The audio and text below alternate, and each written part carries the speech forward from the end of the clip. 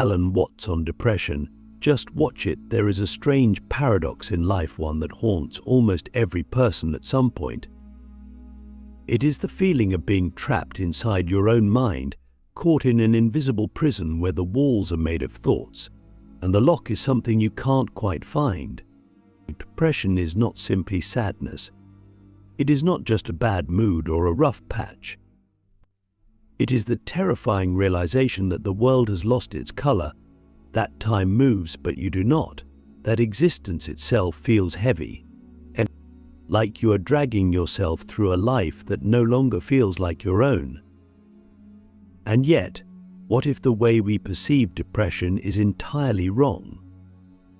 What if the suffering we experience is not a flaw, not a malfunction, but something deeply tied to the very nature of life itself? Alan Watts once said that the mind is like a monkey constantly jumping from one branch to another, restless, never satisfied, always looking for something just out of reach. But what happens when that monkey gets tired? What happens when it stops swinging from branch to branch and instead sits still, staring into the void? This is where depression emerges, in that strange silence between desires, in that moment when the mind no longer sees a reason to chase. And the most terrifying part: the world keeps moving, people keep laughing, time keeps flowing, and yet you feel as though you are standing at the edge, watching it all from the outside. Click subscribe to this channel to get more topics you love. But what if we are not meant to fight this feeling? What if, instead of resisting it, we are supposed to understand it? Watts often spoke about the illusion of control, the idea that we believe we must always be in charge of our emotions, always steering the ship, always forcing ourselves to be happy.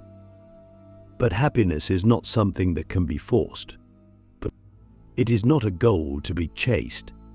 It is something that arises naturally when we stop trying to hold on so tightly. Depression feels like drowning because we struggle against it, thrashing in the water, trying to force ourselves to feel better, to snap out of it. But what would happen if we did the unthinkable? What would happen if we stopped struggling? If we simply let the current take us, if we allowed ourselves to sink, not in surrender, but in curiosity? Here is the thought experiment. What if depression is not the enemy? What if it is a signal, a teacher, a messenger bringing you a truth that you are being too afraid to face? We are terrified of stillness because stillness forces us to confront what we have ignored. The distractions of life work, entertainment, socializing, they keep us from looking too closely at ourselves. But depression strips all of that away. It forces you into a kind of stillness so profound that you have no choice but to listen. And what if, instead of seeing this as a curse, you saw it as an invitation? Alan Watts would ask, who is it that suffers? Who is it that feels this weight? If you truly observe your thoughts, if you step back and watch them as though they were clouds passing in the sky, you will notice something strange. The thoughts come and go, the emotions rise and fall, and yet there is something behind them, something watching, something that is not moved by the storm.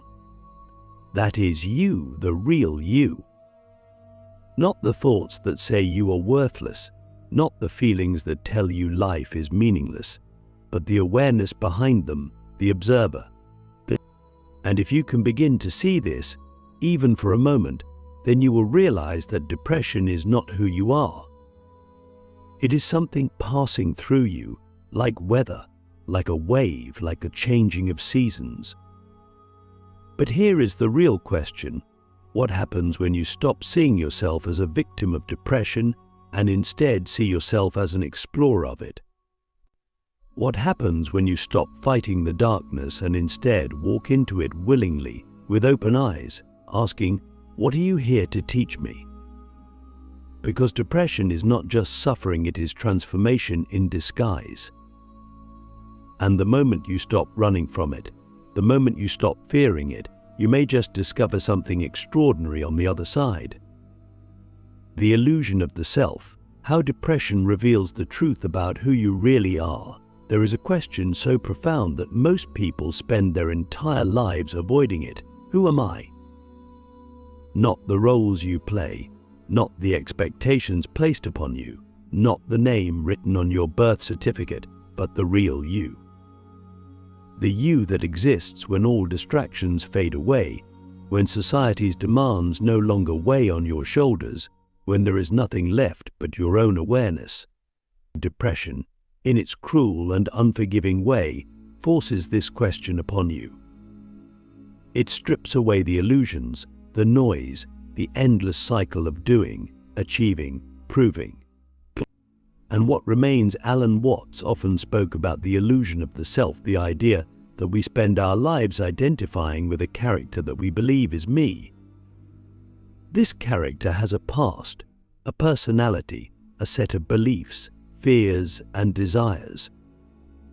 But is this truly who we are? Or is it simply a mask we wear, shaped by society, by experience, by conditioning? Depression shatters this illusion because it makes the character unrecognizable.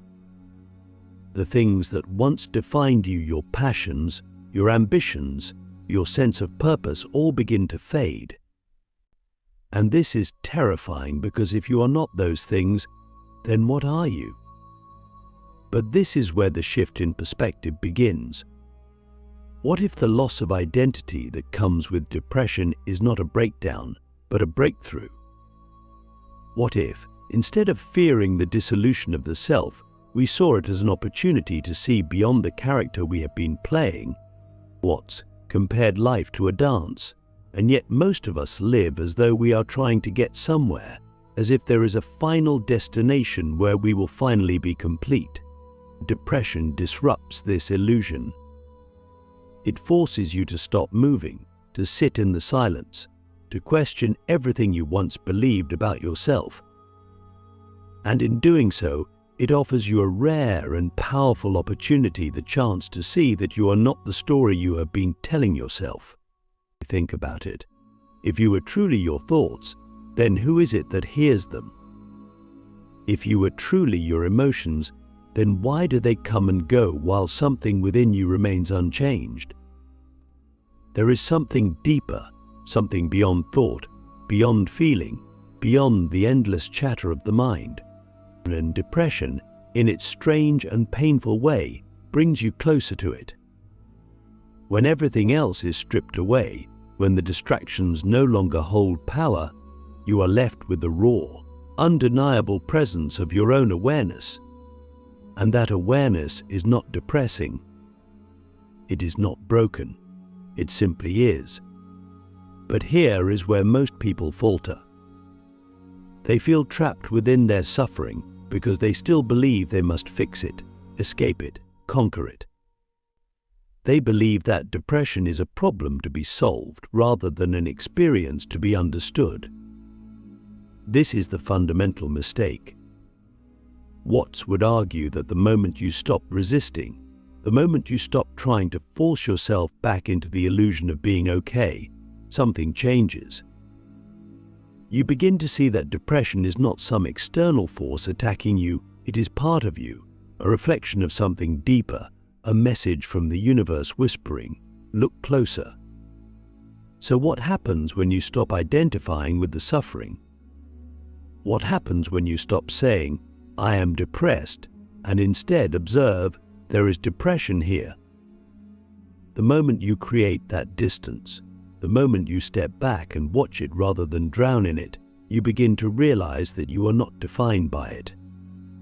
It is like a storm passing through the sky. And if you are the sky, then no storm, no matter how dark, how violent, how endless it seems, can ever truly harm you. But this raises an even deeper question. If you are not your thoughts, if you are not your emotions, if you are not the character you have been playing, then what are you? And if you can answer that, even for a moment, then you will begin to see that perhaps depression was never the enemy. Perhaps it was always pointing you toward a truth you were too distracted to notice.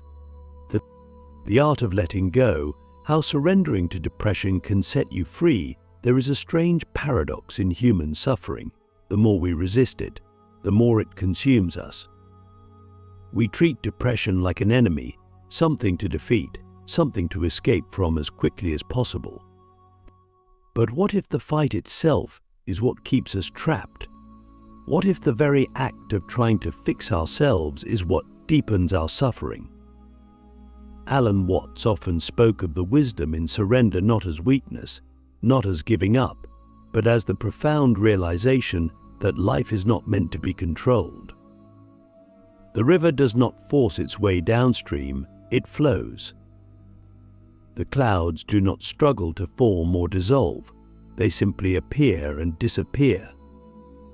And yet, when it comes to our own emotions, we resist, we tighten, we refuse to allow things to move as they naturally would. Depression feels unbearable because we believe it should not be there. We label it as wrong, as a malfunction, as something that needs to be eliminated. But what if we stopped fighting? What if, instead of pushing against the feeling, we leaned into it? This does not mean wallowing in despair or resigning ourselves to suffering. It means observing the experience without resistance. It means sitting with sadness without immediately trying to distract ourselves. But it means allowing the emptiness to be there without labeling it as bad. It means, for the first time, letting go of the need to be anything other than what we are in this moment. Think about the last time you felt truly anxious or overwhelmed. The more you tried to push the feeling away, the stronger it became. The more you told yourself, "I shouldn't feel this way," the more trapped you felt. But what happens when you do the opposite? What happens when you allow yourself to feel exactly what you are feeling, without judgment, without resistance? A strange thing occurs. The emotion loses its grip. But it may still be there, but it no longer controls you. It becomes something you are experiencing rather than something you are drowning in. Watts would remind us that life itself is a dance, not a problem to be solved. And yet, we treat our emotions as if they are obstacles in the way of some imagined destination. We believe that once we fix ourselves, once we eliminate all sadness, all fear, all uncertainty, then we will finally be at peace. But this is an illusion. There is no final state of perfection, no ultimate victory over suffering. There is only the ever-changing movement of life, sometimes joyful, sometimes painful, always flowing. The moment we stop demanding that life be something other than what it is, we free ourselves.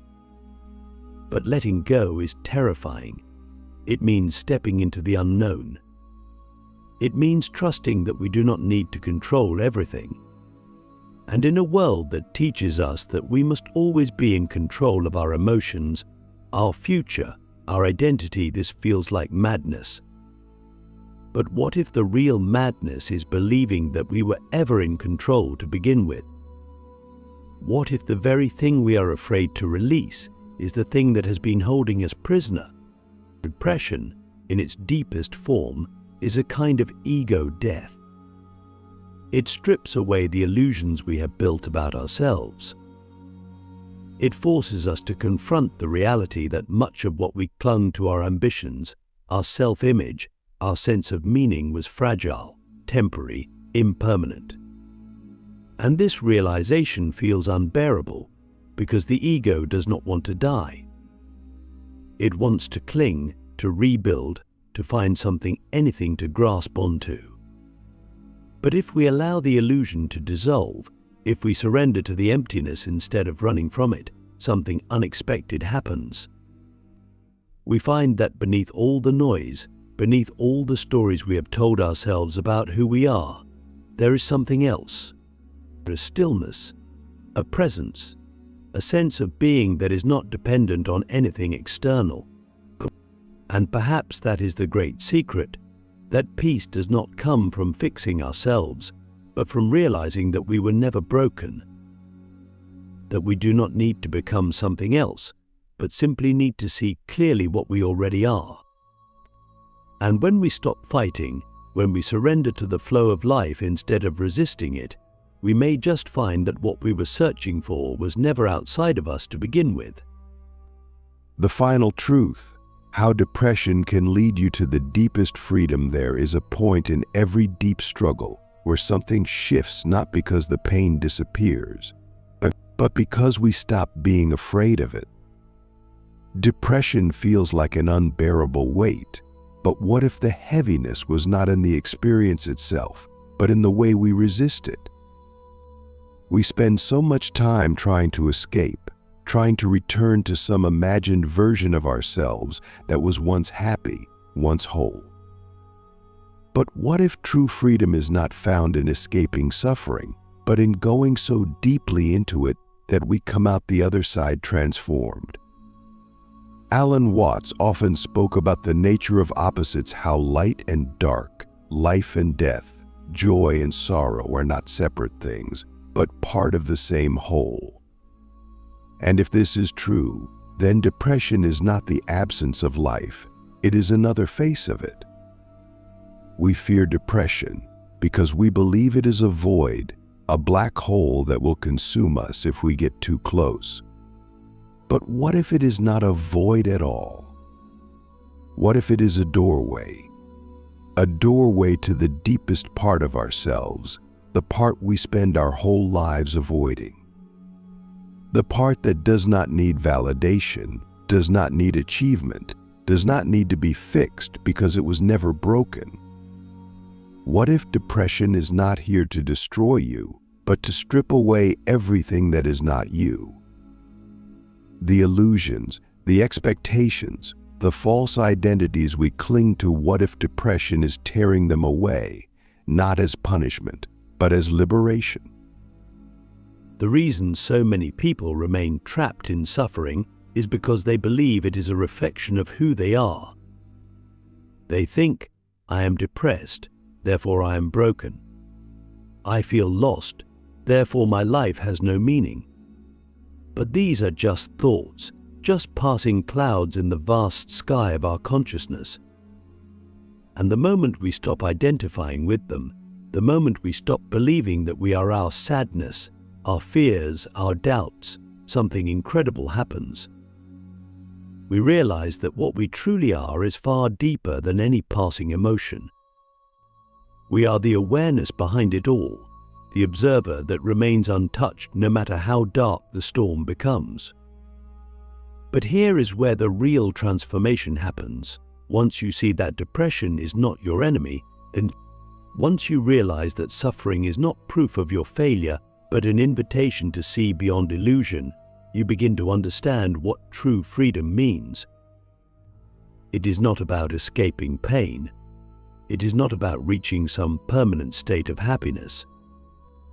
It is about seeing that you were never trapped to begin with, that the prison was never real, that you are not the character you thought you were, not the stories you have been telling yourself, not the weight you have been carrying. You are something infinite, something vast, something beyond words.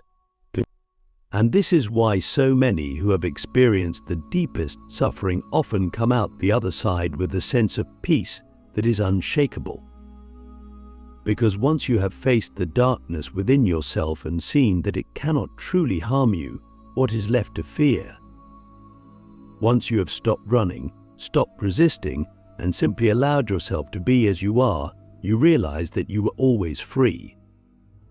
That life was never about perfection, never about reaching some final destination where everything made sense. It was always about the experience itself, the dance, the unfolding mystery of it all. So the final question is this: what happens when you stop fighting yourself? What happens when you stop trying to force life to be something other than what it is? What happens when you surrender, not in defeat, but in trust? Because if you can do that, if you can let go, even for a moment, you may just find that depression was never leading you into darkness. It was leading you home,